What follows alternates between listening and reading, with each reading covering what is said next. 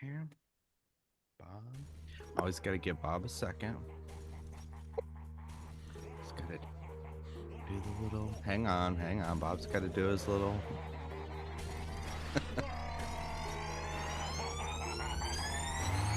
Yeah, we straight chillin', serial Yeah. killin', free cool villains on the mic, got you reelin', 5-star rated from the floor to the ceiling. If you catch a 1-star, no time for feelings. Got a demon DJ on the ones and twos, by the name Beelzebub, so don't get confused. So grab a seat by the fire, roast them all over two, and prepare to hear the legend of the straight chillin' crew. What up, nerds, and welcome to another slay of an episode of Straight Chilling, the weekly horror movie review show where you chill and we kill, slice, dice, and chop up yet another horror movie. My name is Bob. I'll be your host for the evening. This is episode 463, recorded Monday, February 19th, 2024. Tonight we're talking about Buffy the Vampire Slayer from 1992. Before we get into it, let me introduce everyone else on the show. First up, calling in from Washington, D.C., we got your boy, Brandeezy. What's up, man? How do, my boys? How we doing? We ready to get into some delightful early mid-90s vampire action today? Early, mid, late, pre, post, 90s, whatever. Somewhere it is. within Yeah. a decade called the 90s. Yes. Ever relevant.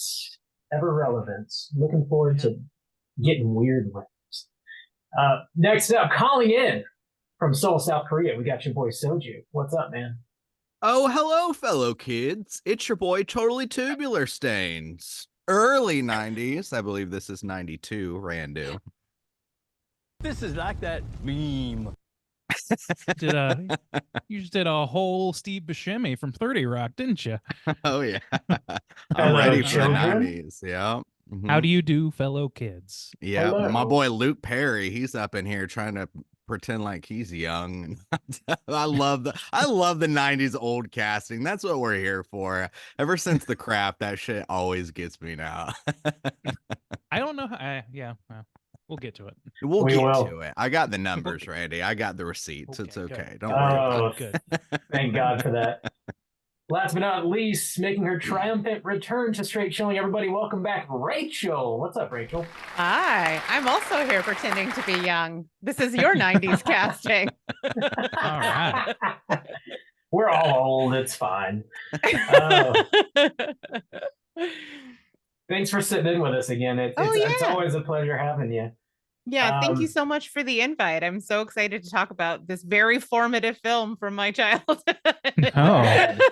Very cool. You have all the podcasts in the world. Why don't you take a minute and just let everybody know about all the cool horror-related bullshit that you churn out? You're everyone. Yeah, well, obviously, I'm one of the hosts over on the Zombie Girls Podcast Network, where we have a variety of shows for your listening displeasure, pleasure. I'll leave that up to you. Probably the one that we're most focused on right now is More Deadly, which is the one where this perfect fit for the show. It is the show where we focus on women-directed horror films. We actually have not covered this movie yet, believe it or not. But most recently, we did an episode about Lisa Frankenstein, and we interviewed Diablo Cody and Zelda Williams about it, which was a ton of fun and kind of a dream because I'm like a huge Jennifer's Body fan. So yeah, that's kind of what we've got going on over there. There's also like Zombie Girls and Stream Queens, which is on a little bit of a pause right now. And then occasionally I pop up on Bloody Good Horror. So if you are not sick of me yet, there are plenty of opportunities to hear these dulcet tones. Awesome. Yeah, be sure to check out all of Rachel's stuff, man. That's an impressive list for sure. I can't imagine how busy you are. I mean, I stay busy, which is Yeah. good because then the darkness can't get in. You stay busy. You keep moving. You just got Damn. to keep Cheaper moving. than therapy. Man. and only slightly less destructive than like a full-on drug addiction. So yeah, podcasting is how I roll. Oh man, there's Right on. some like Greek myth shit happening in your life. Podcasting. Here's what ails you. Mm-hmm. Fantastic. Well, awesome. Yeah, before we get into the main event, let's tackle just a little bit of housekeeping real quick here. Here's another reminder. We do have our March poll currently posted on our Patreon website. And if you support us at the $5 level or above, you get the chance to vote on a movie we're talking about this March. The theme for March is Welcome to Hell, and the movies are voting between our As Above, So Below, Hellraiser 2, and Jason Goes to Hell. Whoa, Mom, how those numbers Ooh. looking? Hellraiser still Hellraiser 2, aka Hellraiser Deuce, is still in first place, 48%. As Above, So Below, 35%, and Jason Goes to Hell with 17%. Oh, G Baby's call last week is making a little bit of a difference, and As Yeah, a Above, little So bit. Below. All right. Yeah. The So lobby is active. As always, I'm sure there will be Yeah. some last minute changes. can't wait for it. Always. I Can't can't wait make for it to things in happen. advance. I cannot make promo graphics in advance. That's Nope. lesson learned. No. Oh no. Randy. I know. Yeah, get those votes in for the end of February. We'll see what we're talking about in March. We are dropping mini casts every other Friday over on Patreon. Last Friday, we dropped one about Night Swim. Juice was talking about the Haunted Pool movie. And next up on the 1st of March, we're going to be dropping another one on Suitable Flesh, and that is me talking about Joe Lynch's latest body swap movie. Super sexual. Steamy, yeah. What? That's, No. It will make you have Ooh. uncomfortable feelings about the kid from The Babysitter, so buyer beware. Oh. Depending Yeah. on depending on He how much of a is- creep you want to feel like. I guess he's Wow. 18 now. Let's all hope. Let's not assume, Bob. Let's. Let's hope. I'm gonna go out on a limb. And, I'm going to stay off of that limb personally. It's Just hope and European. pray. What? you know. So yeah, check that out over on Patreon, and that's really all we got going on for Patreon. Juice, I think you got some stuff going on, right? Yeah, so for the month of February, we have a new Creature Comforts coming out. This is our spin-off show where we talk about horror adjacent films. And this month, heading into the kind of spring season, getting ready for March and Easter specifically, I'm joined by our good friend Nicole, and we are talking about Passion of the Christ as a horror adjacent film. She does her she's been having her special on religion and horror on her Light and Shadow podcast, and so I thought she'd be the perfect guest to kind of discuss that film and kind of how horrific it is in some ways. So yeah, she was a great guest, and I think she's worked through all her husband troubles now, so she's good to go, so I'm just messing with Nicole. Wow. when we were Wow. throwing all her An inside joke that no one here her or public- listening is privy to. her public life on blast. I'm just teasing Nicole. So, Okay, no. Yeah, I so, can't wait to listen to that. yeah, no, Gotta get it was prepped for the sequel. yeah, Nicole's the perfect guest, and it was a very interesting discussion. So thank you, Nicole, and keep an eye out for that next Monday. On our YouTube page. The sequel to Passion to Christ coming out. This Dude, there Easter. is a sequel Christ with a coming out. shotgun. I No, I know. was surprised to find. Oh Yeah. man, It'll- I've never seen Passion of the Christ. I've avoided it It's a intentionally. particular Ooh, kind of film. Somebody skipped Sunday school. True, We A know who lot. the heathen is around here, eh, Bob? we do. It's me. Purely and simply evil. I'll take it. Awesome, man. Yeah, that I look forward to that as well. I'll listen to your review of it instead of watching the movie. Oh, okay. Thanks, Bob. That's Oh the yeah, move. yeah. Anything else you guys want to mention? A little bit more about Nicole's personal life. No, I'm just. Yeah. Skip to the end. Rad. Okay. She's in a full panic right now somewhere. Oh my god. He Furiously just texting shot up you. from the couch. Oh God! What? No! Oh God! I'm keeping Nicole on her toes.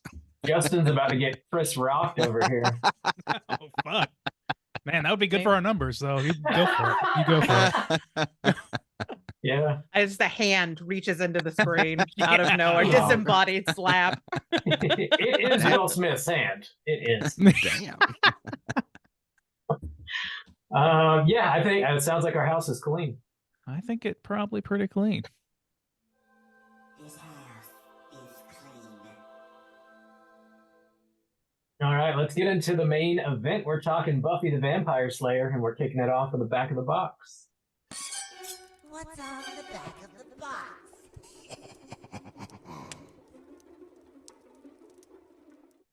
Bob, I saw you had this box. I do. Did I you have get right it here for this on Blu-ray. cast? Yes, yeah, I did. This was a new one for me. I hadn't seen it before, but we'll get into all that. Yeah, so this is Buffy the Vampire Slayer, the movie that came out before the TV show in 1992, rated PG-13 with a runtime of 1 hour and 26 minutes. And this was written by Joss Whedon, directed by Fran Rubel Kuzui. Stars Christy Swanson, Donald Sutherland, Paul Rubens, Rutger Hauer, Luke Perry, Hilary Swank, David Arquette. Some pretty notable folks are in this, looking super young. And apparently Thomas Jane is also in this. Yep. Tom Jane? Really? I saw an Uh-huh. Affleck appearance too. Yeah. Ricky Lake. uncredited. Ricky Yeah. Lake's in this movie. She's like she's the waiter when the hot dog gets cut in half. And Thomas Oh, Jane is the man. person running. He's the mechanic running the shop. Rad. I missed Oh, him. wow, I did missed not him. Yeah, recognize I him. didn't clock that either. Yeah, well, I Didn't mean, call it- everybody in this thing looks like a fetus, so like Yeah. I don't, Yeah, I don't They are blame you children. for True. missing it. It's a real who's who of the 90s here. Yeah. Indeed. Ooh, I got to restart my program real quick. Sorry, guys. Give me just a minute. We just or lost two. everything. Do it again. Remix. No, But the it's- I got- banter, Bob. oh, the delay. This is Hang on. gold. This is cool. We're See, I missing love it when I see gold. the sausage being made because, like, when I listen to the show, it's all like sound effects and everything sounds great. And then I shame spiral over the just absolute hot mess of our podcast. So this is actually very cathartic. Oh yeah, no, this is a weekly event. Some kind of technical issue. We have more than our fair share of. Microphone, Zoom is cutting shit out. Some days you can. I never listen to our show, but I imagine there are some episodes you can hear the rage in Justin's voice from having just overcome some technical issue that shouldn't have happened. I love it. I'm doing What great, time- Bob. How are you? Yeah, exactly. What time is it where you are, Justin? What time is it now? It is currently 9:20 a.m. Nice. Okay. Yeah. All What right. time zone are you in, Rachel? Yeah. Pacific. Oh, I'm in- Pacific. I'm in Okay, we're Oakland, all over California. the place. Okay, Yeah. I gotcha. Look at okay. us, global. I know. Yeah. Very impressive. Yeah, yeah. So I always have to do math because, like, sometimes, like, I was like casting with somebody like in the UK the other day, and I'm always like, Oh, carry no. the 9 and like minus and BSGs Yeah. and like it's always Yeah. yeah. You're hard to into like figure out. quantum physics by the time you get on the phone. Yeah, totally. Yeah, Okay. 'cause How many the- years Sorry. have you been in Korea? Because that's how long I have not been able to adapt to your time zone time in my head. Good, Bob.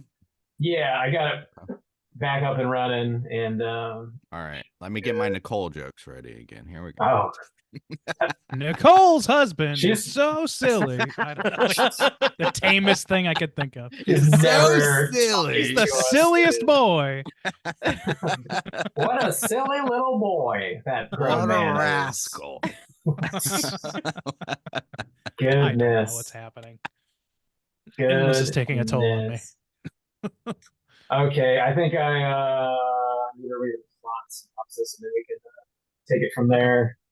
Oh, cool. Yeah, and the plot synopsis is brought to you by IMDb. It says, flighty teenage girl Buffy Summers learns that she is her generation's destined battler of vampires. Battler. I feel like they could have maybe phrased that a little bit Maybe better. if you read the back of the box that you bought, Slayer of Bob, I don't know. I vampires? mean, that I is don't know.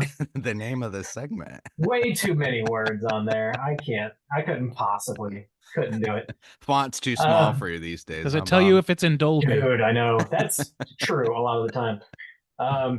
Have y'all seen this movie before? Would you recommend folks check it out? Rachel, why don't you kick us off here? Oh yes, this was like absolutely a slumber party staple when I was growing up. I've seen this many, many times, but it has been several years, several like a decade since I've seen it. And I revisited Weird Science this week for the first time in 25 years. And oh boy, did it not hold up. So, Yeah, it's and a rough. week ago, I would have said I had like a deep affection for it. So when I popped this in yesterday, fellas, I was nervous that like this movie that I loved as a kid was, in 2024 was not going to hold up. And I was going to see it in like a whole new light, especially considering the whole Joss Whedon of it all. But thankfully, this movie absolutely is still as delightful as it was when I was a kid. It's camp. The comedy it still works. And I feel like in some ways, revisiting it now, it hit totally different. I kind of like knew that I appreciated the themes and ideas in the movie, but I couldn't really articulate it as a kid. Watching it now, it just hit very differently. I appreciated new things about it, and I'm excited to get into it. So yeah, I would say recommend. Definitely check it out.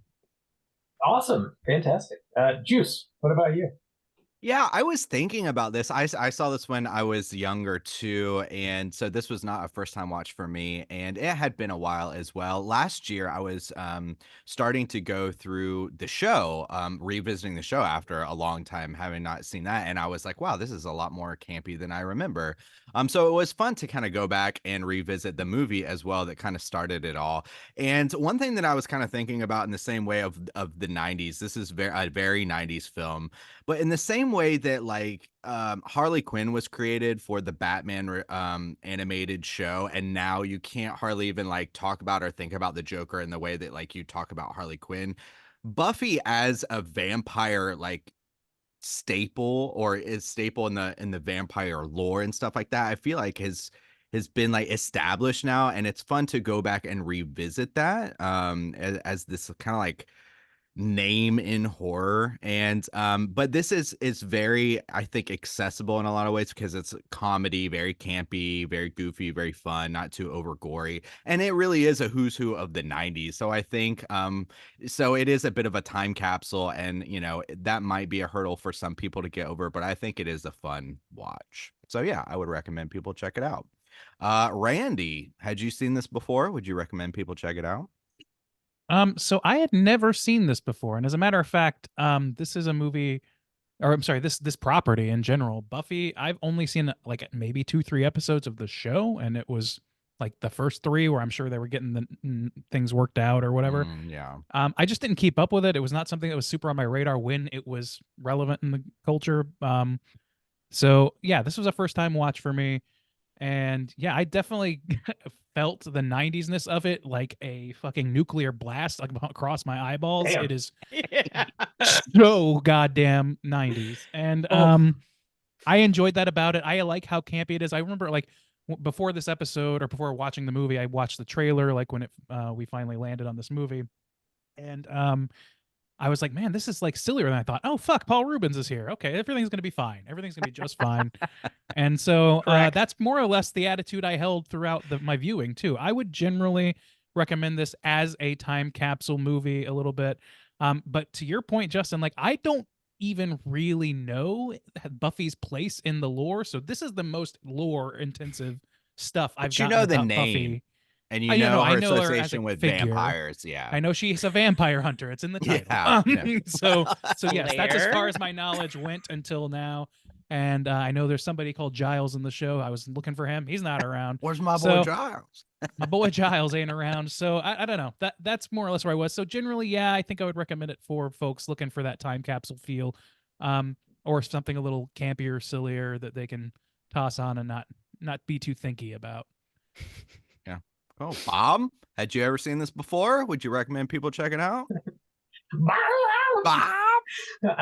No, this was a first time watch for me. I'm not familiar with the TV show either. I'm kind of in the Randy camp over here. It was like always on. So like, yeah, I've seen bits and pieces, but I never like sat down to watch it like intentionally. So yeah, this is the most Buffy I've ever got in my system. And I think also like Randy, I would kind of recommend this if you are really in the mood for like a 90s time capsule kind of movie, like something like very specifically 90s. I think this will definitely quench that thirst if you got it. Outside of that, as far as it being like a straight up vampire type movie, I don't know that it's bringing a whole lot of like stuff that you probably haven't already seen somewhere else. So if you're looking for some like cool vampire stuff, I don't know if this is really going to hit it, but it scratches that 90s itch for sure. And the shit that they say is pretty funny. The dialogue got me pretty good. So Some motherfucker's always trying to gag me with a spoon. yeah. So, Now I yeah, just want to think- make a curated list of Buffy episodes for you boys. I This is know. that you have not seen Wow. Hush is unacceptable to me. We're gonna need to pause the Send- podcast and come back Do in an it. hour. If you Please want to do, contribute yeah. free content to our endeavors, that is more than welcome. Sure. Add it to the pile. Hit us up. Top 10 episodes to watch if you've never seen Buffy the Vampire Slayer. Cool. That sounds like a pretty decent recommendation across the board here at Straight Chilling. We are going to be spoiling this movie, and here comes your warning.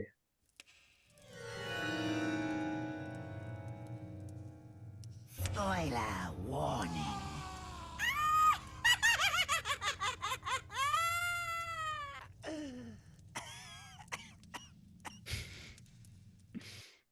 Bob, do you have that plot synopsis? I do indeed. I have it right Hit me here. with them. Go on this journey with me. So, Buffy is a cheerleader at Hemery High School in Los Angeles. She is approached by a man named Merrick who claims she is the Slayer, or the Chosen One, destined to kill vampires, and he is there to guide her along her journey. Buffy doesn't believe him until he accurately describes some dreams that she's been having, which are visions of previous Slayers. She also begins exhibiting various new abilities she didn't know she had. Two young men, Benny and Pike, we find them out drinking, and Benny gets attacked by a vampire called Amlin. He's turned into a vampire, but Merrick says Pike tries to leave town, but is intercepted by Amlin and his gang of vampires. Merrick and Buffy save Pike, which lead to Buffy and Pike starting a little relationship. Vampire King Lothos encounters Buffy and Merrick. He kills Merrick, but just before he dies, he tells Buffy to do things her own way. At school, Buffy tries to tell her friends about the vampires, but they're just too focused on the school dance to care. At the senior dance, Buffy takes a dance with Pike, and Lothos crashes the party with his vampire minions. A fight breaks out. Pike ends up killing Benny. In the basement, Buffy kills Amlin and is then hypnotized by Lothos. She snaps out of it when she recalls Merrick's final words to her. She then runs back to the gym where Lothos attacks her with a badass sword. Buffy ultimately defeats Lothos and shares one more dance with Pike, and the couple ride off into the distance on a motorcycle. Roll them credits. There There you go. There you go there. Man, So, where to start with this movie? Yeah, I think Rachel, you kind of touched on it briefly with like Joss Whedon writing this, and I think he I don't know if he was the showrunner or not for the TV show, but I know it was like very much his thing. Buffy started with him, but I think he walked off on this project. They started changing his script around quite a bit, so I really don't think he had a whole heck of a lot to do with it at the end of the day. But that is sort of where it generated. I don't know. Is this similar at all to the show, or is the show very different? I mean, you can see that it's sort of like the lore is somewhat the same, and Buffy as a character, as sort of kind of a girl next door cheerleader, popular girl who kind of discovers her, her identity and her power through this, and kind of has the weight of the world on her shoulders is the same, but there is quite a bit different. As far as what was changed from Joss Whedon's script to the film that we actually got, they lightened some of the lore. They changed a handful of the jokes. The tone was a little bit lighter. And like they're fairly minor changes ultimately. And yet he stormed off stage, which probably should have been a sign early on that maybe he's not the feminist hero that he thinks he is if he can't handle having a few changes done by the woman who is directing and financing the film. Maybe there were some red flags there. But as far as I know, they're not that dissimilar. They've since released a comic book version of his original story called The Origin, where they kind of meld the film and his original story, and it's really not that different. Oh, There you go. Yeah, I saw like some of the things was too like his jokes. He was mad that some of his jokes were cut, and like Donald Sutherland was ad-libbing a lot of his lines, and he got really mad about that. So it did seem kind of more of a control freak type of I can't have it my way, and he got really mad and kind of I don't know how you like of all the people to get pissed at in this production. It's like the most established and incredible actor like you can find in the whole production. He's the guy you're gonna go after? I don't think so, man. Come on. Yeah, I thought it was ironic that he like has complained about how he was hard to work with on set. I was like, ooh, buddy, take a look in the mirror. Call him the kettle black. I think also like some of the most iconic things from this movie are actually changes that she made or ad libs that were done. Like the Christian Slater line, originally the line was Charlie Sheen and she changed it to Christian Slater. Like this is the kind of level of changes that are happening. And then obviously Paul Rubens's death scene is all ad libbed. So, you know, and these are the things we remember most about this movie. If you watched it when you were younger, was that death scene. And that was like, I think that line was in the commercial. So it's kind of one of the iconic ones from the film. And even though they kind of distance themselves from it, the show starts off with her having to change like towns and schools because this movie came before it. So what they try to say is like, no, you know, the comic or whatever, the story that originally he wrote was what leads into the show. But I mean, if you go into the show, having watched this film, you understand like where she has come from and why she's in this new position. Yeah. So that the reason like Giles is not in there or whatever, like in the show, she starts off going to a new school in a new town. And that's part of the conflict too. Like I'm away from all my friends and the life I knew and stuff like that. So, okay. Yeah. Yeah. That's a lot of new information for me. I had remembered it being more like rebooting, you know, but from the little I've seen, but I mean, it's interesting that they like did that they did that at all with Joss at the helm. Like I would think he'd just kind of like write it off and just start. I don't know. I guess he kind of did, but I don't know. Well, I mean, the Kazuis were producers on the series as well. Oh, okay. Okay. So he had some, and they're the ones that like we're talking about rebooting it again in 2018. So like they still maintain some rights around it. Jenna Ortega is oh Jesus. Probably. Yeah. Probably. That is one. Joy is just a little too old at this point. So even being young, and it is hard for me. I can't separate the idea of this being tied into the show because I did watch the show a lot when I was younger, and it had a big influence on just like introducing to horror and things like that. And so going back, I really do appreciate, even though it's not that explored in this movie necessarily, but the idea of the whole like Slayer mythos of there's this one person, they're chosen, they're kind of like reincarnated or reborn every generation. They have these special powers because it's something they explore more in the show where it's like, you know, how each kind of Slayer died in the past or things like that. But it's fun to get even just these little bit of moments of, oh, this past Slayer and their kind of personalities and how they lived in their society and like what their role and responsibility is. And how it's just kind of thrust upon you. It's not a job that you're getting paid to do or anything like that. You know, you just it's almost like a Spider-Man kind of deal where like, I want to be a regular person. I want to live my regular life. I want to go on dates and stuff, but also I have this huge guilt and responsibility that I have to deal with. So I really like that and appreciate it. Absolutely. You know, it was interesting to me about the lore. Like, first of all, I was kind of immediately like chuckling to myself at the very 80s 90s tactic of same actors, different, you know, like different set, basically, like makeup's not done all the different same actor, but new this wig. is now the new wig, a new dress, and then forsooth and those sorts of words mixed in. And that's what kind of, like it struck me as very like Sam Raimi doing a flashback, you know what I mean? So like almost like chintzy and all that stuff. It's got the camp going on. But where was I going with that? I had a whole thing I was going to spring into, but yeah, I don't know. I just thought that was kind of interesting, and it's like, to me, I was not expecting this movie to be as sort of like self-aware as it seems to be. I was kind of clear on what the series was, and it seemed like it was definitely that, especially as it goes on. But there's a difference between self-referential and then like meta-referential, and I think this has a little bit of that on the around the edges. The Christian Slater line was like the number one example actually for me. I was like, this is Heathers. This is Heathers with not zombies, with vampires. And you know, like a more confusing story, I would say, than that one. But this is like just it has that cadence of like kind of taking the piss out of the materialism and all that stuff, but to the nth degree with this movie, like to where it's like it starts out like, man, there's not a likable person in this whole fucking movie, is there? That's where we start, and fortunately Sutherland comes along and breaks it loose, I think. No, what? I'm touching. I mean, the touching some nerves. disrespect of Buffy is so upsetting. She love chose her. bugs as her reason to fix the climate. I don't know. I mean, bugs are terrible. Have you met bugs?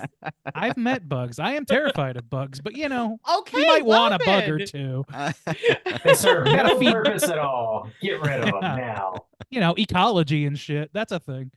What about my boy Luke Perry? I felt nothing about Luke. I'll be honest. with you. Yeah. Okay.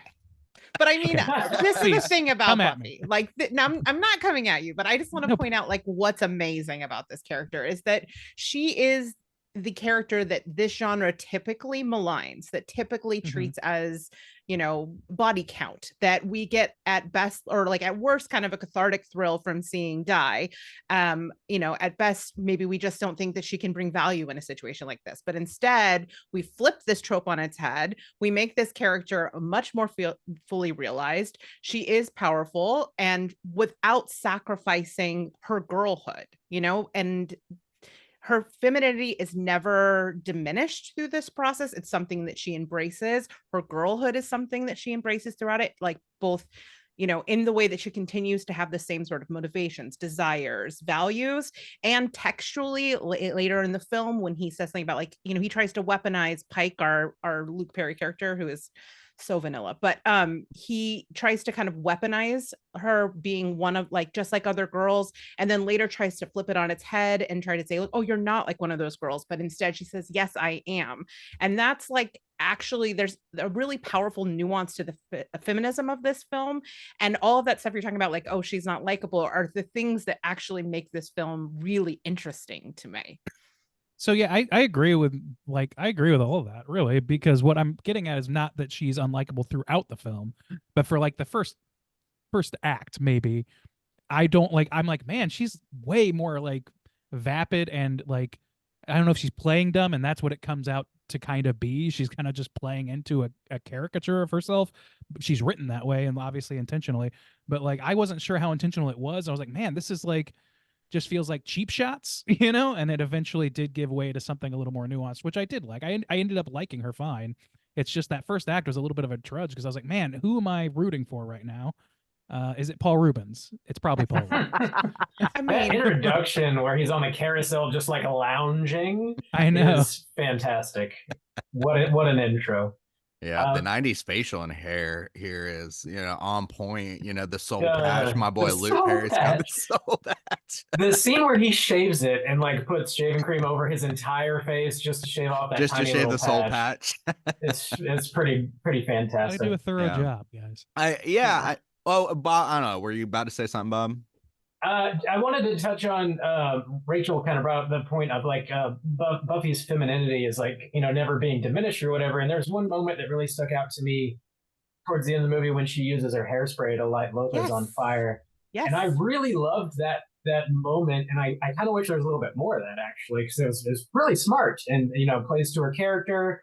And Merrick saying, you know, do things your own way. You don't have to, you know, listen to all the bullshit that I've been spewing at you the rest of the movie. But yeah, that was a great touch. I wish there was a little more of it though. Well, But and I think that's kind of the point, right? She's still the same girl she was in those opening scenes. The thing you have to kind of interrogate is your reaction to that trope. Like, if you can love her at the end, you can love her at the beginning because she's the same girl. But your journey, your experience of her and seeing her levels is what's changed your opinion. So what does that say? What does that say about the way that you interpret this genre of girlhood? Well, and I like that they actually, so I like that the character has growth and like a growth arc where at the end she's saying things like, okay, these things, some of these things that I had this perception of, it's a coming of age story for her. She's growing up and identifying like what really matters, but she's still, the things that matter to her and the core of her, she has growth and she has perspective, but she's still at the end of the day, like you said, she doesn't shed those things about her. She just Mhm. has growth and a new perspective on life, which I like the nuance of that because I feel like one, as you said, a lot of times this is a character trope that is one of the first to die, or it's like the sidekick character over here, or just, the dumb blonde or something like that that's just going to get Mhm. off. And so to have that as the main character that does show growth but doesn't have to, or like doesn't necessarily live up to the dumb blonde, but also like has characteristics that you would associate is, oh, that's just a dumb blonde or whatever, but gives it character and like gets to know like this is a real person, these are things people are interested in, they have strength, they have growth, they're real people, things like that. I like the Yeah. nuance of that. Yeah. Mm-hmm. I mean, I think that. Oh, I'm sorry. Go ahead. I was gonna say, I feel like this movie is kind of ahead of its time. It was like right before the dawn of like the girl power era. It was like 4 more years before the Spice Girls came out. It was like a decade before Resident Evil and Underworld came along. And we really sort of solidified this sort of female action character, which becomes deeply fetishized and like deeply male gazy. This one, this early sort of proto strong female character still has, because I think because of Fran Rubel Kazooie, very much has the female gaze, and there's like that tension between like the Joss Whedon of it all, and I think that's maybe some of what actually you're getting at, Justin, with that she gets to maintain her femininity and still and continue to have like growth without losing that aspect of herself, and I think that comes back to that female gaze.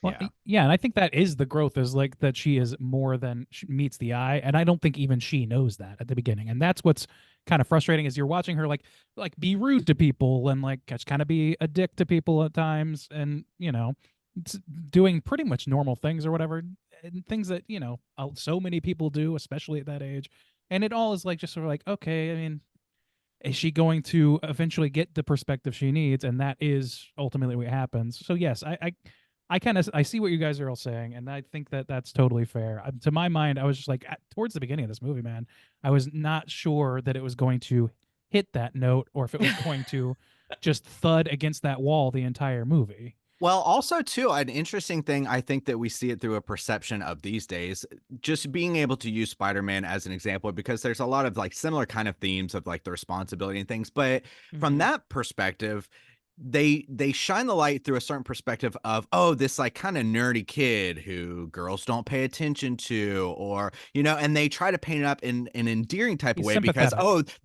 that's who's going to be watching the kind of film, oh, the underdog, oh, the person who the girls didn't talk to in high school, or those things. And so it seems like a more like endearing thing. Oh, see, he becomes strong, and see, he people appreciate his value and stuff like that. And so it's nice to have a different perspective of somebody, just from a different perception, but also maybe even higher up in the social ladder of like, this is what I have to give up. This is why it's harder for me to accept on these responsibilities, because like I have friends in a social group and a life, and like that's the burden of me having to give things up, like my boyfriend, not give up boyfriend, but deal with like him not being able to accept this part of me, and those kinds of things. And so I think it's just shown through a different perception that seems like, oh, these rude, or these teenage girls or whatever like that, when we're so used to getting this like, oh, this underdog endearing little guy, oh yeah, he needs the kind of upper hand or The whatever. So little guy. you know what I'm saying though. No, yeah, It's just he's a not. different Yeah. She's not perception. sympathetic Yeah. to begin with, and that is just a whole different situation. Like, I don't think she's not positioned like you say as the beleaguered nerd who can't get a win. She's the person that gets wins, and also is a little rude to people or whatever, and like that, like it's a little off-putting.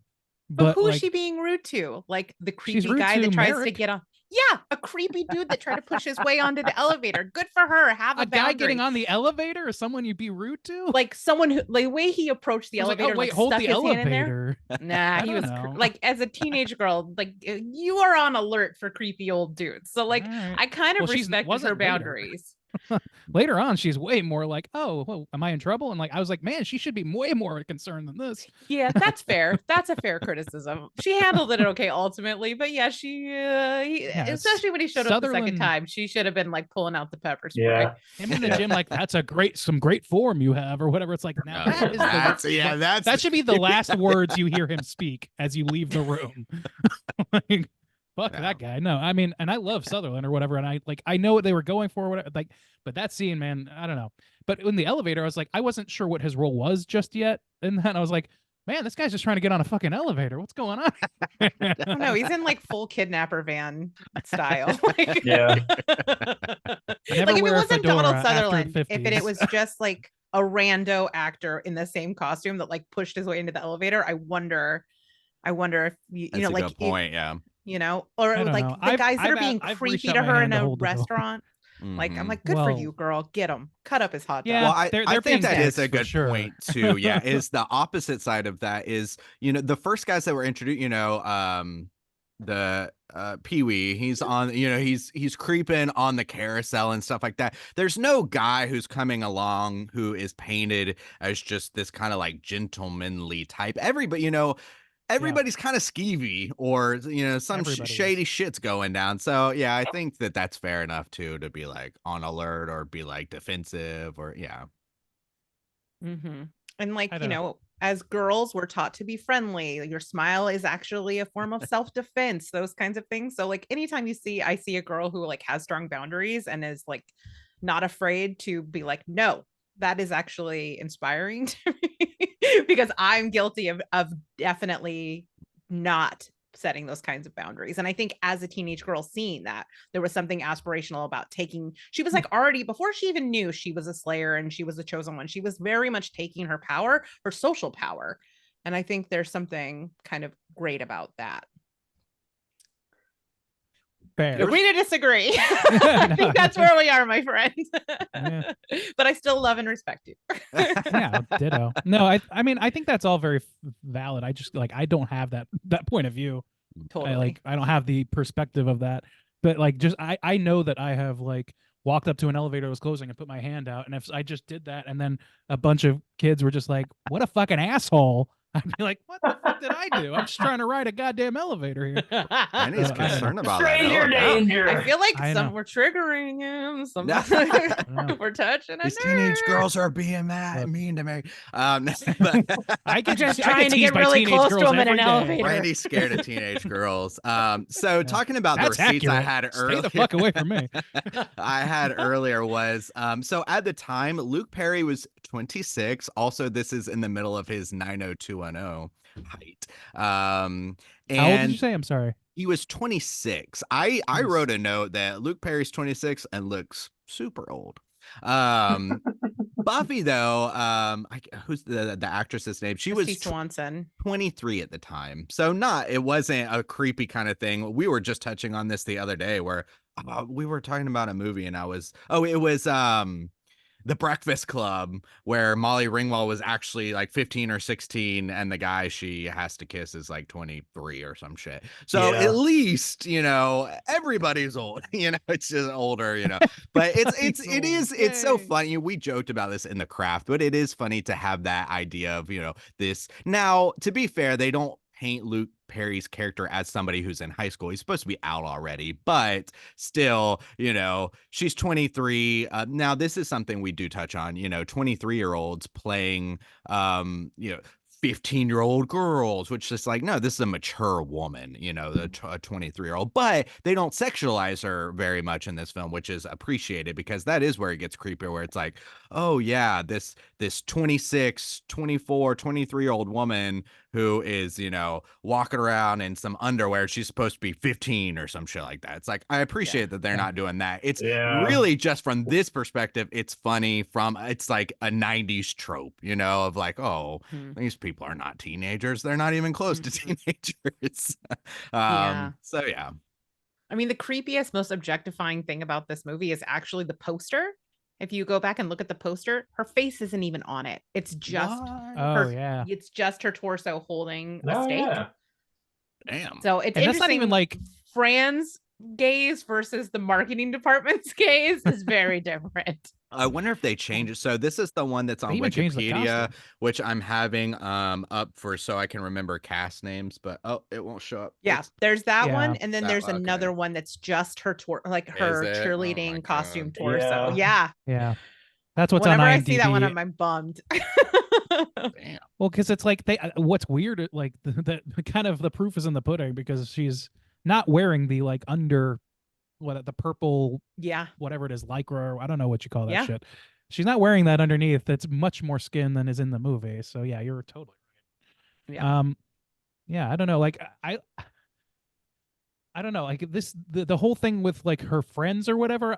What did you guys think about that? Like I thought it was cool or whatever to see her like drift away from that a little bit and then still like have some sort of connection, but they kind of just disappear except for Hilary Swank in the movie. Like I think one of them gets vampirized and the other one steals her ex or something. Yeah. Is that am I correct about that? Yeah. Yeah. Mhm. They don't really like wrap that up. That's one thing about this movie is I feel like I'm actually going to kind of go off in a different direction here.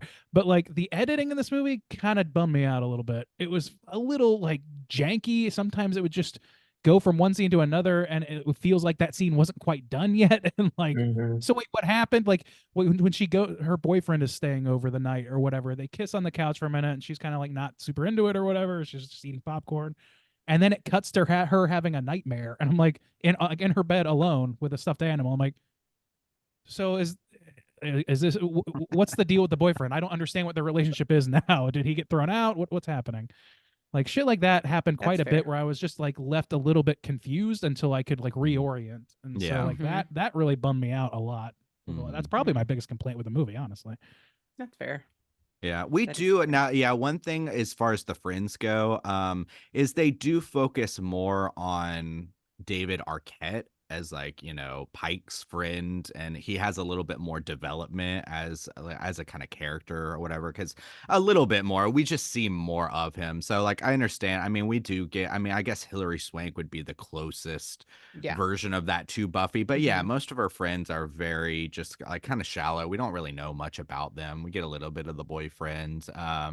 But yeah, Hilary Swank is not that great of a friend. But we don't dive too deep into her either though. Like I feel No. like we get more of David Arquette as a side character than anybody else or whatever. So, and even just having David Arquette in here, I forgot that he was in this, or just him being a vampire, like floating around. That was one of the scenes that always stuck out to me in my mind, like from childhood, of him floating outside the window and his friend being like, "What the fuck?" Yeah. He's just like, oh hey man, at first I love that. It's like, let me in. Nah. You're kind of floating right now, man. I love that. But no, like he's interesting, and like I kind of thought that like as much they did give him a little development, I wish there was more, because like he's kind of doing that thing where he's just like the put upon I don't know how you phrase this, but like the outsider kid who resents his position and resents everybody who has what he doesn't and all this stuff, and is happy to take up this new form of a vampire and take his revenge in that way. And they kind of intimate towards that, but not quite enough to where I feel like it lands entirely. It feels like it's just sort of hinted at, and then Pike just sort of like whatever, and then the scene's over. Like, that's Yeah, I think that's fair. I wonder. So this movie was originally supposed to just be like a tiny little indie film. And then Luke Perry signed on, who was like looking for something that would allow him to break out of his 90210 role. And he read the script and thought like, oh, I want to be a damsel in distress in this. And I wonder if there was some like rewriting and some like adding to his backstory, because his character feels bigger and more important than he actually should be, considering he isn't even in the like apocalyptic scene. Like he's in the gym just waiting. He really does kind of get the like sideline girl role in this. And so I wonder if some of the David Arquette of it all was part of enriching that, actually meant to enrich the role of Pike. more so. Yeah, I don't know. maybe. That's a theory. I have no idea. Yeah, I will that's a say good that I point. agree with the friend stuff. I think this is where I feel the most 1990s of it. I mean, that and the fashions, which are hilarious. But I do feel like we're seeing something that is like very much an 80s trope in the way that all the friends are written. Hilary Swank does get a little bit more, but it still only exists as someone to provide like horizontal hostility. It doesn't actually seem like Buffy has any friends, especially by the end of it. And I feel like that is where the movie has not aged well, is with that friend group. So I think all of your criticisms about that are totally fair. I like the Yeah, I think April that's a O'Neil good way to phrase jacket, it. the yellow leather. I was like, Yeah. damn, April The O'Neil leather. over it. April O'Neil, I love Yeah. it. Icon that she is. Yeah. Yeah. No, I mean, I don't know. There's a lot to like about this movie, though. Like, the thing is, like, a lot of these criticisms that I have are largely, I don't know, like a lot of them are like easy to gloss and not worry about too much because of the tone of the movie. The movie is, like I said, like it's very like seems like it's pretty self-aware for its time anyway, and it's clearly like just mishmashing some stuff together and like making it work and making the lore make sense for this character and all this stuff, and that's all good. It just seems like, I don't know, there's something about it that's a little uneven at the end of the day, and I think a lot of that is the editing and stuff like that. But it's because it's so silly, because you get Paul Rubens dying for like a full minute. Like, how do you look at this movie? Because Rutger Hauer is just being ridiculous and like he's shifting his character like 3 or 4 times to entirely different zones. It seems like he's like, at first he starts off with like Bela Lugosi's Dracula, and he winds up, I don't even know what, just like Incel. fucking. He goes full like neckbeard 4chan incel. Oh He's my like, God, is my incel "My radar darling." off? Yes. Tell me more. Well, he starts off like, "Oh, you are the chosen one. I would never hurt you." And then the minute she rejects him, he's like, "You bitch." I was like, "Oh, I've texted with you before.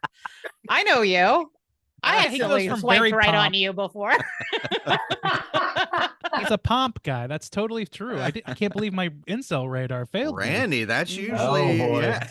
You're usually I on No, that he one. just buddy. seemed like kind of all over the place to me. I was like, wait a minute, what the fuck? I could tell he was It like was being the like Rutger more of a dick, but yeah, you're camouflage. right. You're right. Yeah. Yeah, he's weirdly cast in this. My criticism is all of his floating scenes. Like, you could basically smell the wires he was on. Yeah, he's a floating boy in this one, but man, I don't know. Like, I like Rutger Hauer so much in other things, but in this he's just kind of like, Very I don't know. strange. Not, as a character, he's written to be unlikable, obviously, and like for the reasons you just said and more. But he's just like, again, that's another uneven element that I'm just like, that left me like a little stilted, and that's kind of the feeling I had watching most of this movie. Is like, it's stilted, but I'm enjoying myself, and I think that's largely due to like some of the sillier performances and some of the like interesting lore, and then just the aesthetic. I think between those 3 things, you can forgive a lot of those rough edges, but they're Agreed. still there. There's a couple lines that they dropped that I like so one from him, I'm pretty sure it's him, that gives it as a male perspective, gives it this creepy of like, ooh, of from Buffy's perspective. He drops this one line of, "Have you ripened so fast?" And I was just like, Oh, what God. the fuck? But I think those kind of Women are fruit. well, those kind of choices I think really hit home more like from a male perspective of some of the maybe underlying creepy things that maybe men say that they don't pick up on how creepy they are, or even men watching about how creepy it would be to be on the receiving end. But they go hard on these things. Like, I was like, "Have you ripened so fast?" Like, what the? But This is why we're slamming elevator doors in people's faces. I like that they kind of ramp it up a little bit to really add the skeeve, to really make any kind of viewer uncomfortable and be like, yeah, that's not fucking chill. Because they do have to add that. They do add that little perspective of the Dracula aspect of it. Where is he seductive? Which they make him kind of, I don't know this from my perspective, but like super old and not smooth at all, but he has that layer on him like he's supposed to be, even though he's really not in the film. But I do like that layer of what is perceived as smooth and sexual, or he thinks that he's got that gaze and things like that, Mhm. where we just see it as really this like creepy, skeevy old dude who's creeping. You Mhm. know, I like that they play with that in a really interesting way. Agree. Totally.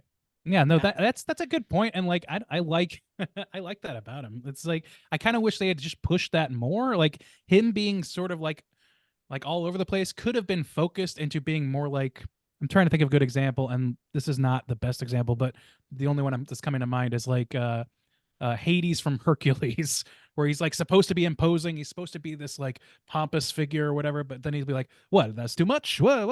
And he does his James Woodsiness, and it's like if you did just a little bit more of that, like aside to the minions sort of thing, I think Mhm. it would have made more sense from the beginning.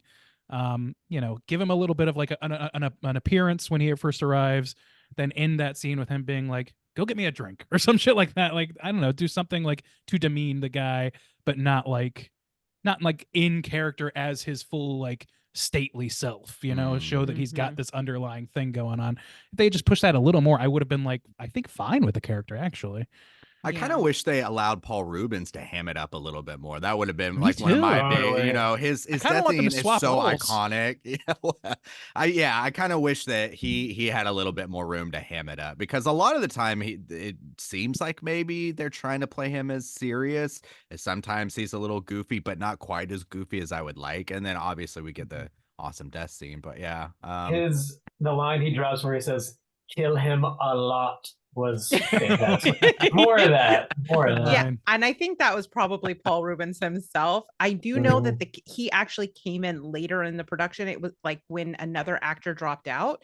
It was Oh. originally, do you know who Joan Chen is? The actress Joan Chen. She was in Twin Peaks. Yeah, from Twin Peaks. Yes, she was originally supposed to be that character. Really? And at the That's time, an I don't know. entirely different thing. Yeah. And so, and like, I think a lot of that character invention of him just being this kind of like strange and effeminate rocker guy was Paul Rubens. And if you remember, like at the time, this was sort of his comeback movie. He was kind of in disgrace at this time because of the whole movie Okay. theater thing. Gotcha. This was the first thing that he did after all of that had kind of died down a little bit. So, I was wondering about that. yeah. So that's why, like, probably he wasn't as big a role as he should have been because this was his comeback film, but she let him kind of have room to play with the character and create the character. And it's one of the best parts of the movie, arguably. Interesting. Yeah, I mean, he's definitely one of the more fun people to watch do stuff. I totally agree. More of him would have been great. That makes a lot of sense, though, that they probably like toned him down a little bit, especially because they didn't have a lot of stuff like worked into the original DNA of things, because he had an entirely different kind of actor in that role. Yeah. I can't even imagine what that would look like. That would be so much more boring. Like, holy shit. Yeah, like I don't think Joan Chen camp. You know what I mean? Right, yeah.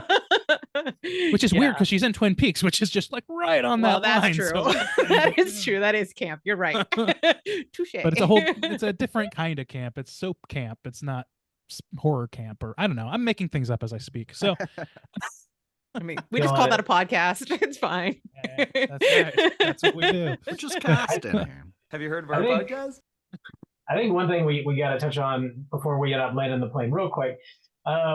We were watching the movie throughout the week, and Justin sent out a text message. He was like, "Did you guys hear the line in the movie?" And we are like, "What line?" And then you It watch just it. and blew it's my like, mind.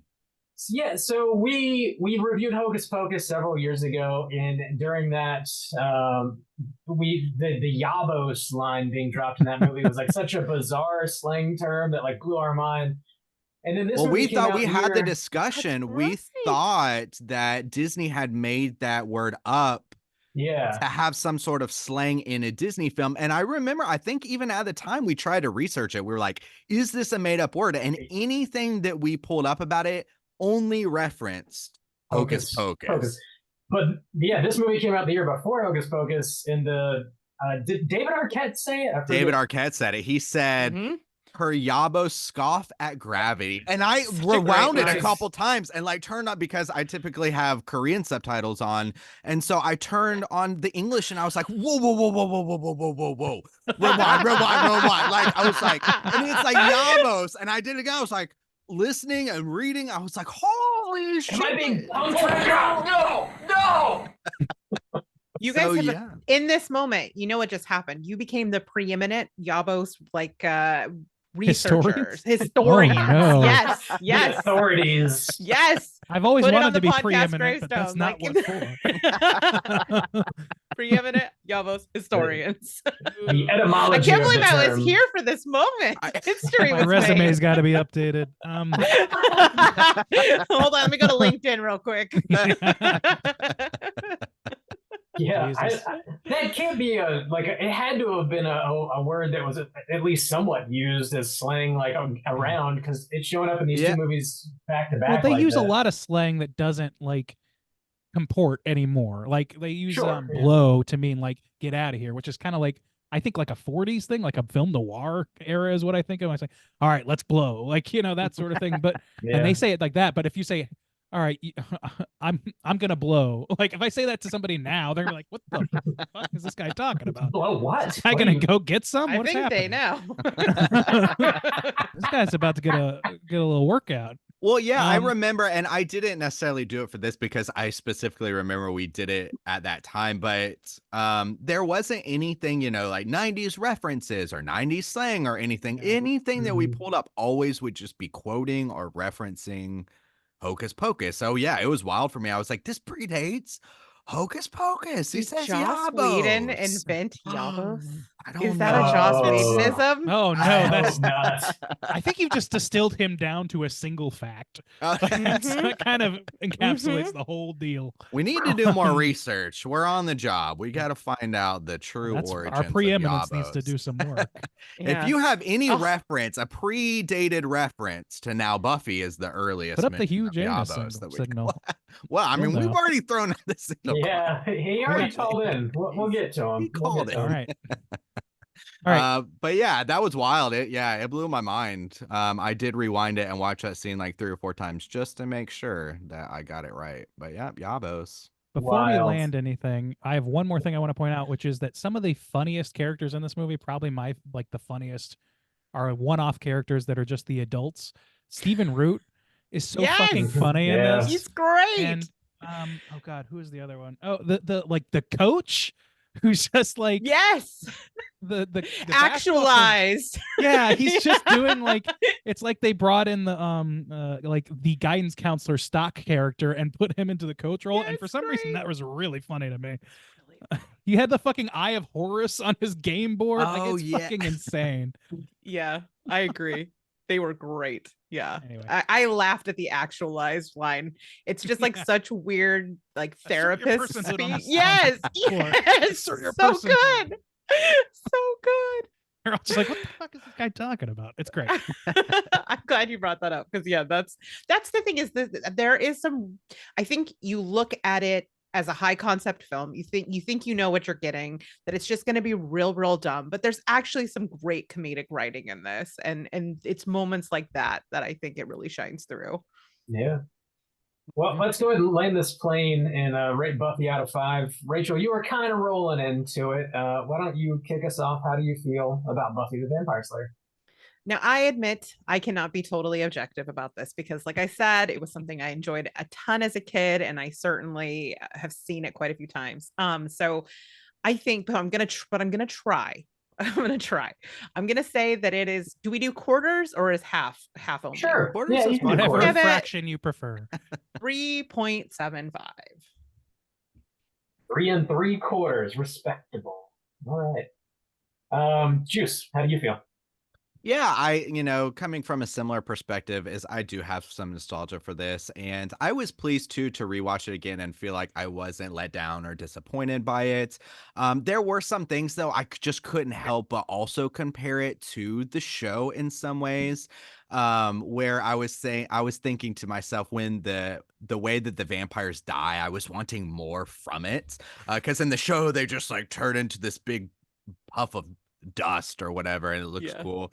And even maybe some of the the looks of the vampires too. So I was having a little bit harder time this time not putting so much on the show, which I was like, this came later. It's kind of a different thing, but it was affecting my view a little bit.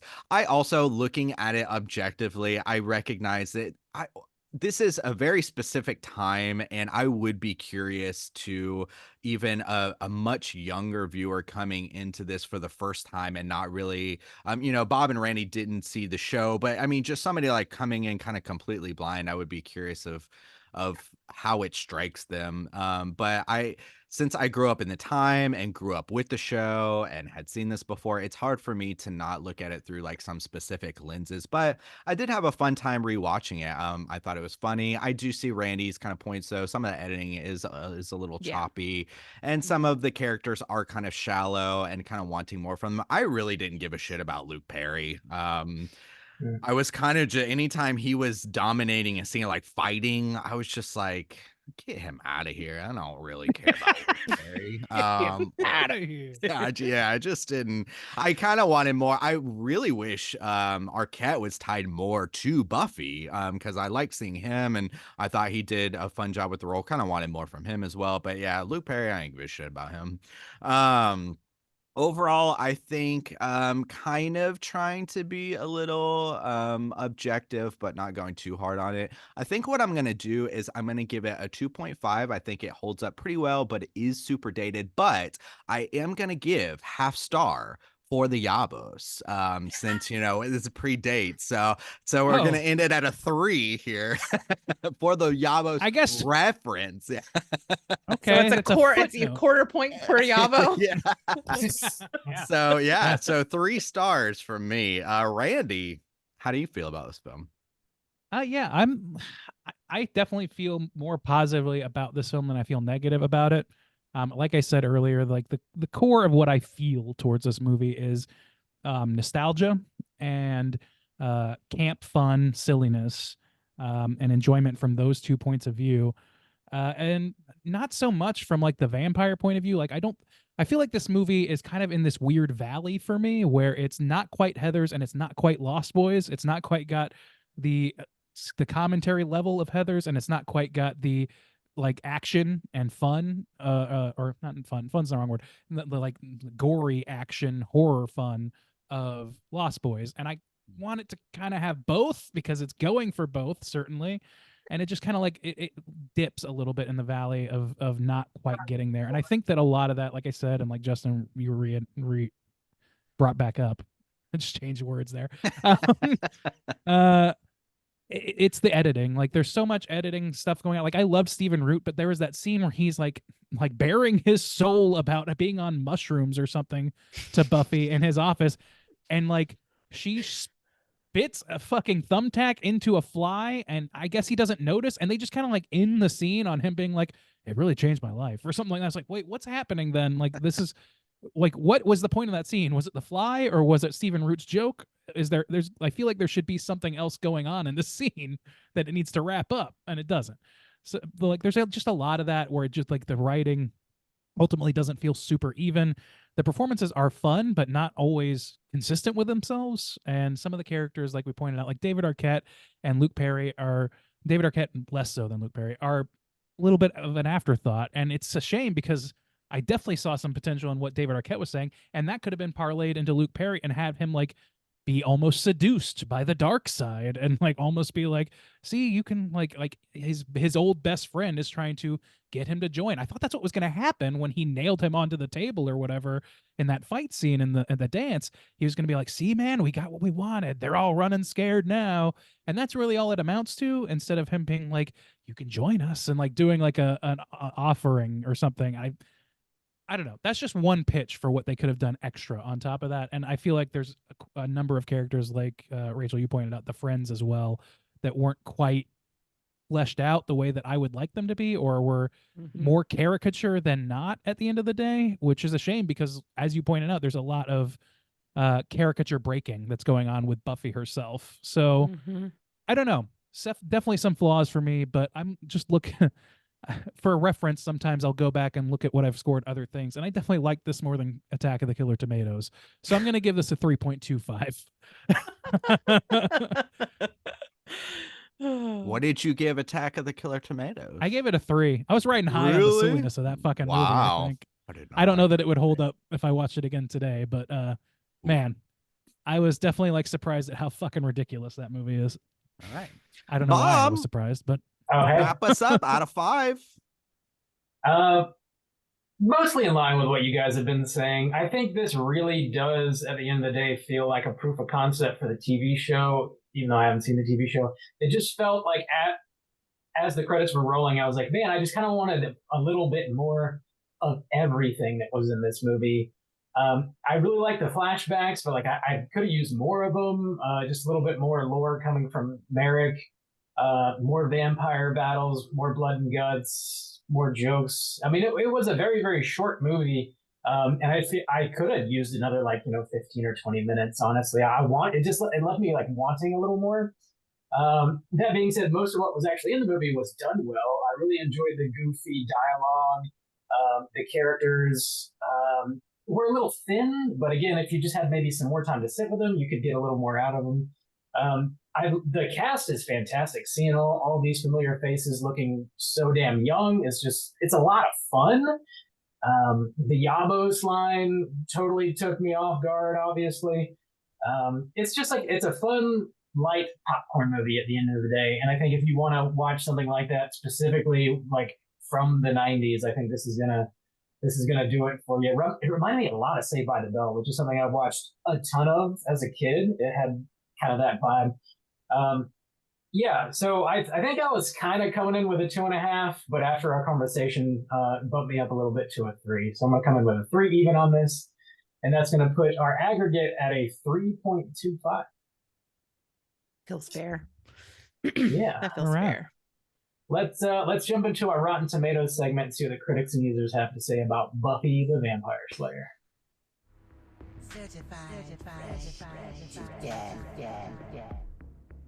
All right, folks, you know how this works. This is the Rotten Tomatoes segment in which I'm going to give these folks a chance to guess within the best of their abilities what the aggregate positive score is for both critics and users for a Rotten Tomatoes Buffy the Vampire Slayer entry. This is, of course, for the film. There is, I guess they do TV shows as well because that's on here. Anyway, we're going to start. I'll start with our esteemed guest here. Rachel, we have 53 critic reviews. 53 of those. So out of those 53, what percentage would you guess are positive reviews? Ooh, this feels like a movie that has a good audience score and a really rough critic score, especially when it came out. I don't picture like 90s critics really getting or appreciating this movie. But then I think Rotten Tomato scores continue to be updated as more get added. And I do feel like this has gotten some love over the years. I think it's gotten re-examined.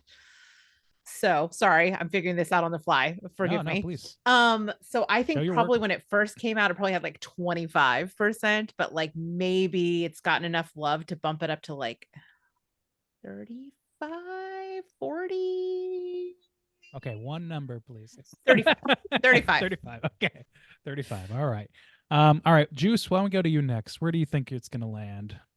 Yeah, it's hard to say because you never know when the reviews are going to be counted from. So I kind of have in my mind now that maybe most of the critics' reviews that we're going to be getting from this point in time would have like the show as a reference and people, beloved from watching that and stuff. So I think it might be a little bit higher and like more forgiving maybe of like the camp or enjoying that kind of like nostalgic look back. So I'll say 60%. 60%. All right, Bob, how about you? You're optimistic. Upper, lower, middle? I'll be on the positive side of things and come in a little higher with I'll take basically what we gave it, a 65%. 65%. All right. Now so I feel bad. I like totally take this score. So we have 60. We have 35 from Rachel, 60 from Juice, 65 from Bob. One of you is just a single percentage point away from a perfect ringy-dingy score. And that person is Rachel. This is a 36%. So you really got Damn. That worked out for you. You convinced yourself to berate yourself for this correct score. I mean, that is diagnostic and correct. Like that is kind of how I roll. How many reviews was that, Randy? How many 53. critic reviews? 53. Oh, okay. A little small, yeah, but that's a bummer. That is a bummer. It's a splat. It's an old splat here for this one with the critics. But let's find out if this is also a splat with the audience. Let's find out. There are over 250,000 reviews from users. So let's go there, and we'll go in reverse order this time. Bob, why don't you kick us off and tell us, what do you think those 250K verified users think this is? Definitely higher than the critics, I think. I'll take the comedy number of 69, please. Oh my God. I don't think I have that queued up. So sorry, people. Oh my God. Oh, looking for the bomb. Can't find it. Look, yeah. I mean, God. I like to stall audibly. That's how I do things. Juice, why don't you kick us off with your score here?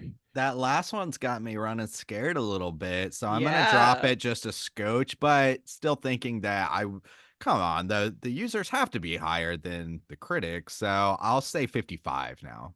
Oh, that was gonna be my number. Dang it.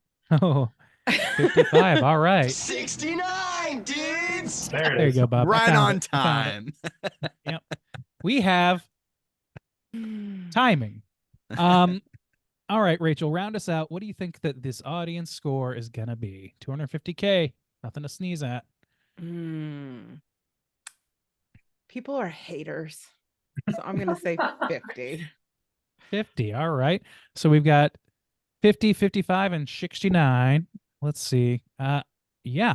So the correct answer is only 7 percentage points off. From Rachel again, this is a 43%.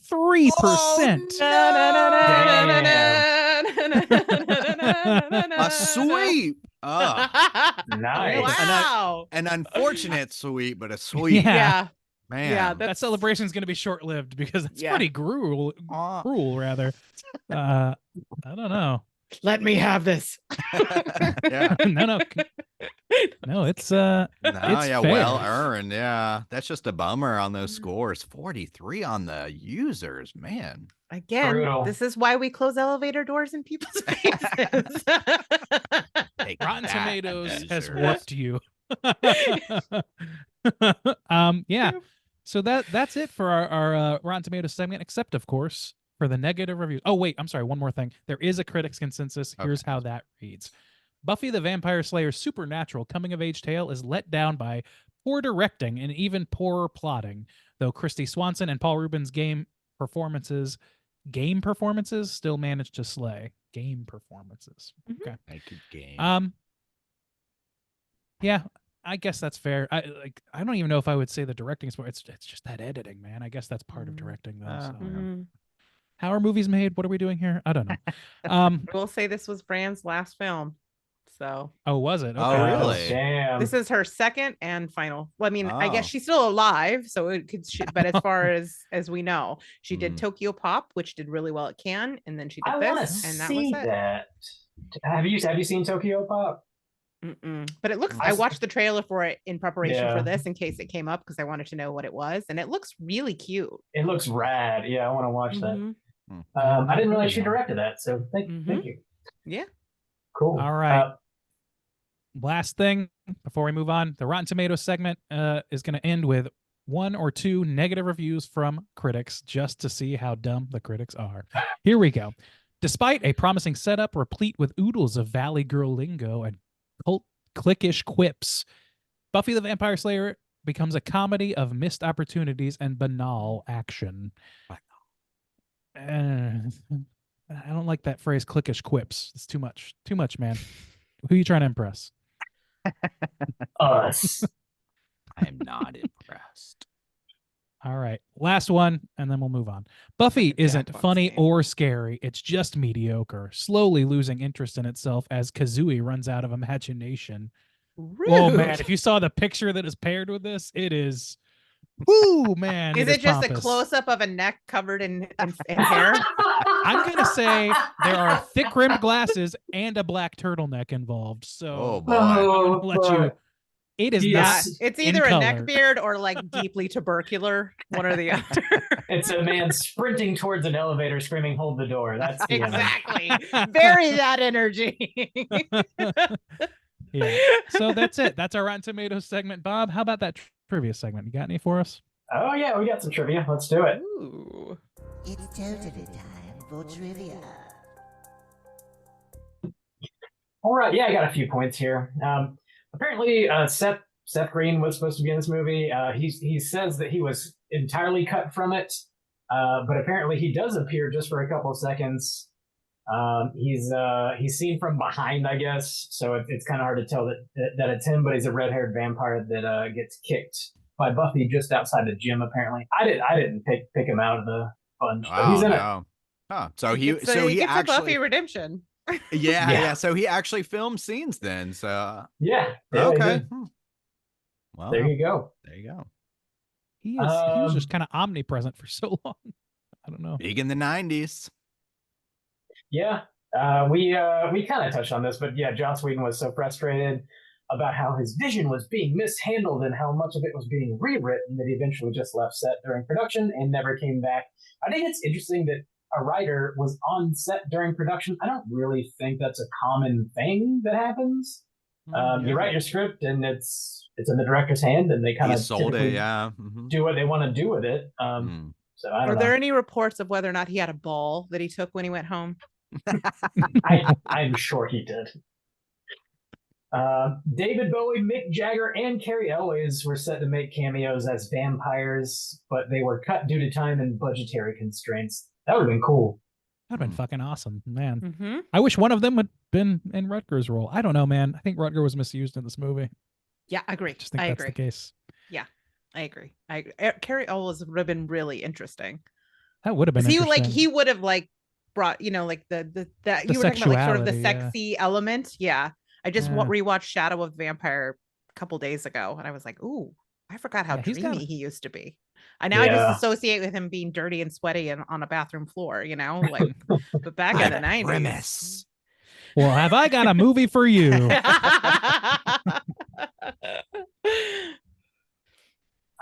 This movie introduced her Hilary Swank. That was the first movie she ever did. Oh, wow. Didn't I thought realize she was that. gonna have a smaller role when she first showed up, like watching the team. I thought she was gonna be maybe like have something like kind of the outsider that they don't quite let into the clique sort of thing. And it turns Like, out she's like the definitely ultimate that- rival of the. Yeah, Huh? she has like editor of the school paper energy in that first scene. Yeah, that's a good call. Mhm. Yeah, Mhm. yeah. I don't know. She looks like And she so has there's an some other girl that editorial kind too of ready does to that. go. Mhm. Yeah. According to Jermaine Clement, Paul Rubens took his wig from this film to his cameo on What We Do in the Shadows in 2019. He modeled his vampire look on his infamous mugshot because Rubens said, quote, "It was the coolest I've ever looked." Oh my God, I love him so much. Christ, Damn. the world is so much bleaker without this National man. Jesus Treasure. He Christ. was a national treasure. I love this man. R.I.P. Rest in power, Yeah. Paul. The last bit I have here is in the original script. Apparently, Buffy burns down the school gym in which the dance is being held in an effort to destroy the vampires. And then in the show, I guess this is referred to several times apparently. Which that's like big Carrie vibes. I kind of wish they had done that. It sounds pretty cool, but it was removed to make the movie feel a little bit lighter, I guess. I would have given a little bit more weight to, and not that there wasn't already, but like would have just added a little extra oomph to her, fashion sense line where she burns Rutger Hauer's face. It could have been the whole gym. That would have been made for a more epic conclusion as well. Maybe it was a budget thing. I don't know. Yeah, potentially. But yeah, that's all the trivia I got for this movie. Let's go ahead and talk Cooter of the Week. Straight chillin'. Cooter of the week.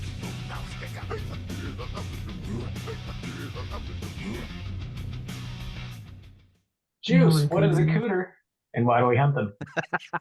Well, Cooter's a character type and a straight chillin' exclusive. Cooter must hit 3 of these 5 points to be considered a cooter, and we want the cooter with the most points. The 5 points of cooterdom are sexual deviance, manipulation, smug arrogance, overall look and attire, and overall patheticness.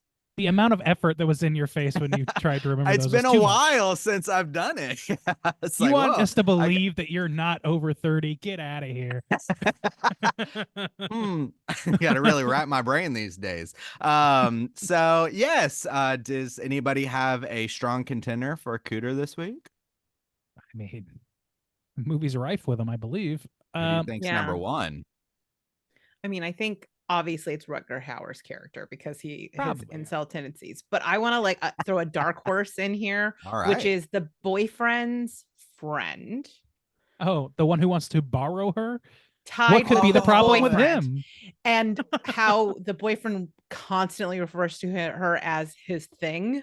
I think those would be like the Tag two of team them together Cooter. are like a conjoined twin of Cooterism. They're the Rosencrantz and Guildenstern of Cooterdom.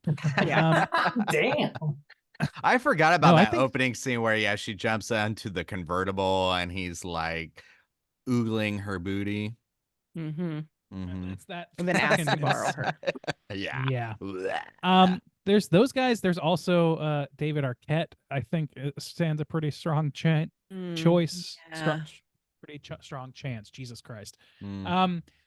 I think between the three of them, like I think every boy in this movie pretty much could be up on the chopping block for this, except for Luke Perry, I guess, out of like absence of those things. But the vibe is Cooter. He's at Cooter least. adjacent for sure. Yeah.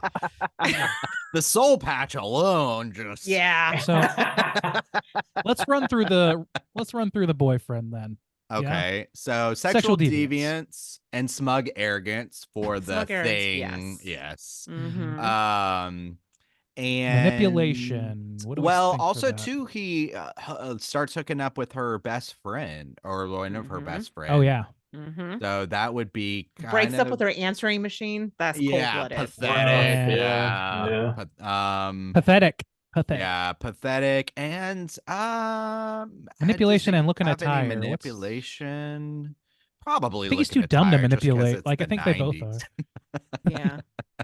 Yeah, and the except for attire that is just April like- O'Neil jacket. That's fire. But Well, that's not her. That's not. no, I know. They're I not said, her. No, I was saying attire in general for the 90s. But Oh yeah. Oh my God. um It's like a high school yearbook or not high school, junior high yearbook for me. I was Yeah. Like, like I saw it was a little bit of a mirror in a way that was both exciting and troubling.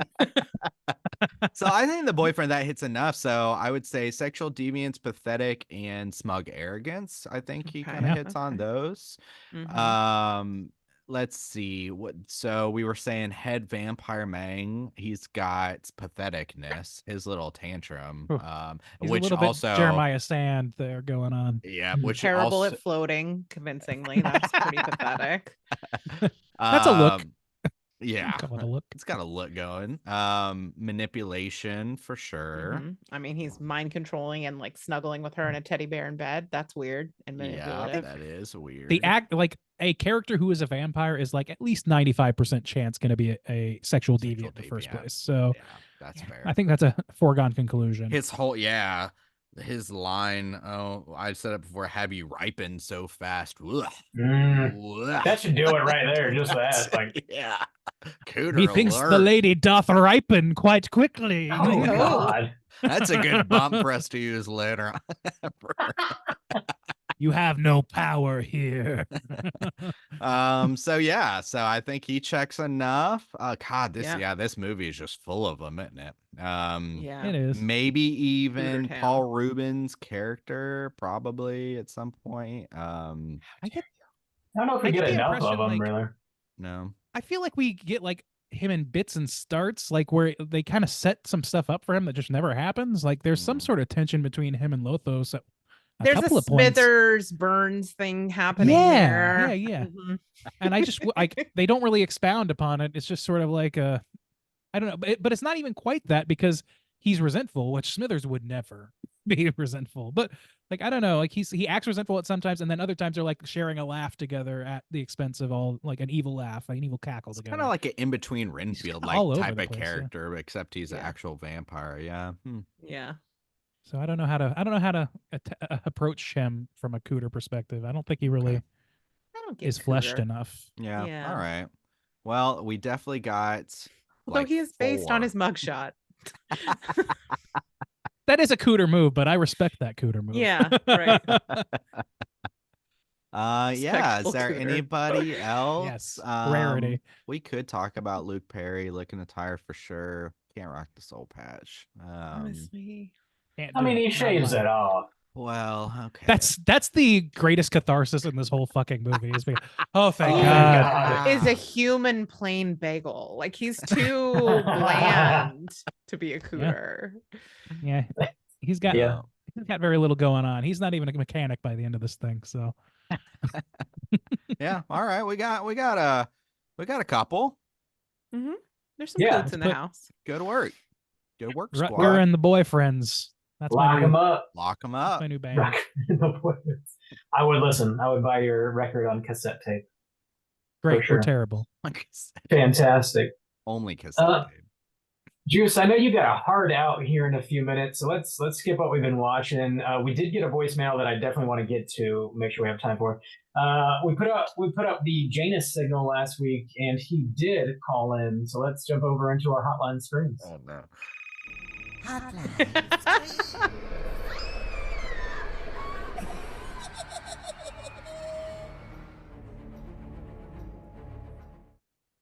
Yeah, all right. If you guys are listening and would like to call in and leave a voicemail to be featured on next week's show, you can hit us up at 904-638-3231. We called out for our boy Hugh last week, and he did oblige. And let's hear what Hugh has to say. Yeah, it's Hugh calling. You guys last week threw up the Janus signal, so I'm responding. I did watch Shaun of the Dead, never seen it before. You guys are correct. That is a 5-star movie all the way. There's a lot of coincidences last week's show. I was actually called Snake Hips in high school. My age now, it's more like Snail Hips, but that's how that goes.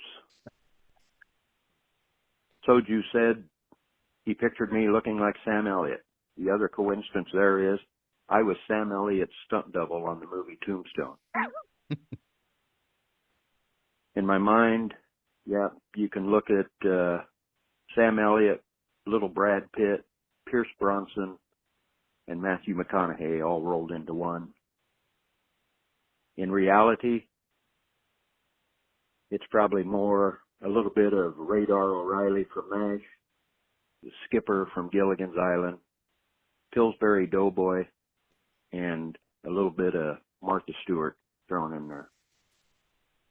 These preferences. I want to thank G-Baby for the kind words and for your Valentine's Day prompt. He mentioned something about an old flame from the 70s, so I've got a story. Of course, it's 1870. On a Valentine's Day in 1870, I went on a date with Mary Todd Lincoln. Don't know if you know your history or not, but she was a little nuts. I knew Abe from years earlier. I did press for him. He wanted his signature look to be a knitted beanie, and I convinced him to go with the top hat. When he ran for president, he wanted his slogan to be, "I'm the tall one." And I convinced him to go with Honest Abe. He read me his first draft of the Gettysburg Address, and he started it by saying 87 years ago. I told him, I said, "You've got to punch that up." And I suggested 407 years ago. Next Valentine's Day, I'll tell you about the fling I had on the Titanic. Let me tell you, it gives a whole new meaning to the term going down on the Titanic. What do the Titanic and the movie The Sixth Sense have in common? Icy dead people. Oh my god. Oh Keep my on killing. shame on you. Dude, the Janus lore is my favorite part of this whole show. Jane is coming in with the history Oh. jokes. Jesus Christ. I dated Mary Todd Lincoln. She was difficult. Oh, damn, my boy Hugh. My Always killing cheeks it. hurt. Fantastic. He is the 1800s Don Draper, is what I'm understanding. We can't over abuse that Hugh Janus signal, though. You know, we need to give him Yeah. time to work on those historical Like, bits. like the cicada, he only comes out intermittently, but when he does, you know it. Did he invent the word yabos? Maybe Janus. That's a We're better onto lore. something. That's a much better lore. Oh man, Joss Whedon, yeah. I think we just found the angle for our 500th episode. On the hunt for History. the first yabo.